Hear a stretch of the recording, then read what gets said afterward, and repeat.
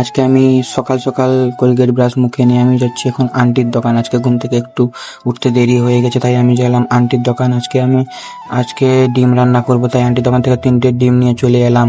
ডিম আনার আগে আমি রুমে ভাতটা চাপিয়ে দিয়ে গেছিলাম, তারপরে রুমে পৌঁছে ডিমগুলো ধুয়ে করে ভাতের মধ্যে ডিমগুলো একটা একটা করে ছেড়ে দিলাম, তোমরা দেখতে পাচ্ছ। তারপরে ভাতটা আমি চাপাটা দিয়ে এটারের সুইচটা চালু করে দিলাম। আমি এখন তারপরে ব্রাশটা করে নিলাম, কমপ্লিট করে মুখ টুক ধুয়ে নিলাম। মুখ টুক ধোয়ার পর তারপরে আমি একটা বিস্কুট নিয়ে এসেছিলাম, টোস্ট বিস্কুট।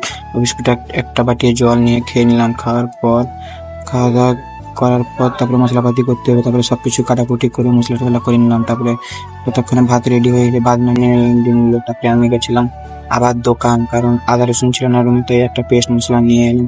পেস্ট মশলা দেখতে হচ্ছে এখানে পেস্ট মশলা পাওয়া যায়। পেস্ট মশলা তারপরে জল ছিল না রুমে, তারপরে জলটা করে জলওয়ালাকে কল করে আমি 1 ড্রাম জল নিয়ে চলে এলাম। দেখা হচ্ছে পরে